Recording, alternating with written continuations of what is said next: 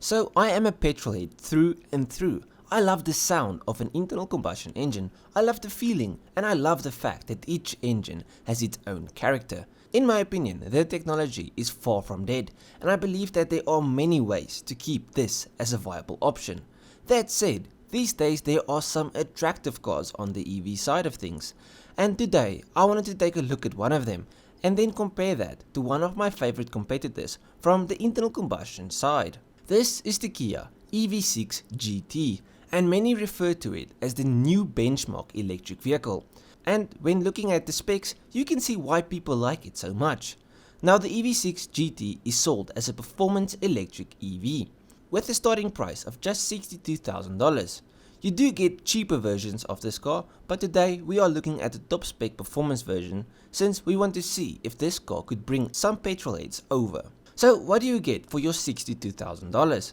Well, let's talk performance first, and then we can move on to the interior, range and design.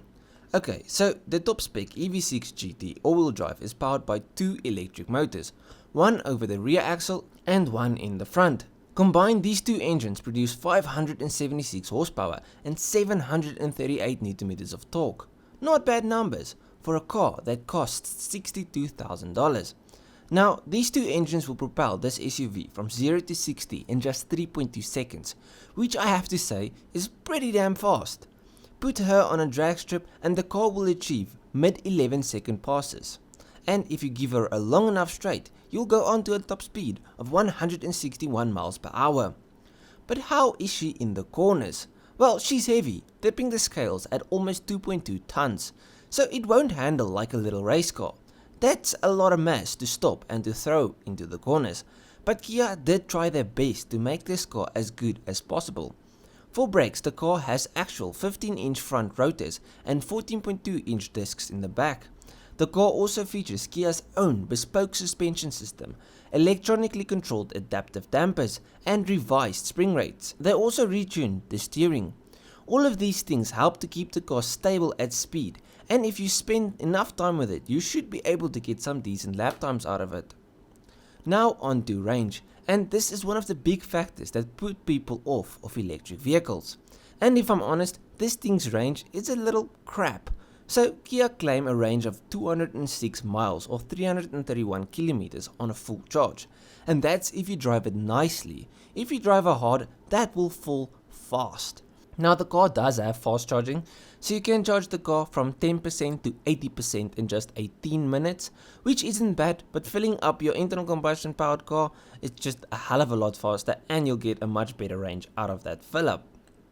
Now onto the interior. The inside of the car is really attractive and it looks more futuristic than any other Kia model out there. But when you look at the car from the outside, I feel like the inside should have something more. And the wheel is ugly, the steering wheel, don't like it. Kia has added impressive green stitching to match the green calipers and the green GT button on the steering wheel, which I do like. The infotainment system runs through a 12-inch touchscreen that is an extension of the EV6's 12-inch digital gauge cluster. However, the design and performance of the menu, structure and navigation are all unimpressive. The car does also have Android Auto and Apple CarPlay, as well as wireless charging and a Wi-Fi hotspot. So all in all, it's a really nice car, but how does it compare, and would it sway me if I had the choice? This is the X340i, and this is my favorite performance SUV. It costs exactly the same as the EV6 GT, but it's powered by a combustion engine. Now the 40i only makes 382 horsepower, which is almost 200 horsepower less compared to the EV6. But the cool thing with internal combustion powered vehicles is with a simple tune, you could raise the power output to around 470 horsepower. But let's talk about them in their stock forms.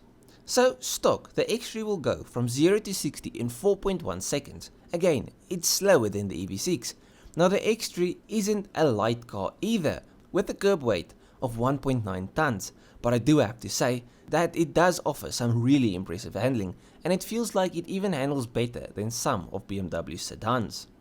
Now I'm not going to go in depth on the X3 since this is a video about the EV6 GT, but does the EV6 GT bring enough to convert me? Asking me that is difficult since I love building cars and I love modifying.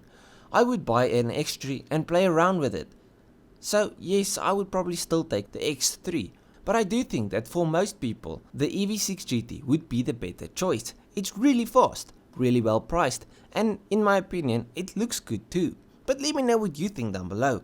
Would you make the change if you had the option between these cars? I think it's a difficult choice even for somebody like me, because that EV6 GT is not an ugly car, it is stupidly fast and it's well equipped, but like the sound and everything that an internal combustion engine brings to the table is just difficult to let go of. But yeah, if you guys enjoyed this video, please leave a like and subscribe to the channel. If you did like the video, you'll like my other stuff, so just go to my channel, see if there's something else you like. I'll check you guys in the next one. Cheers, eh?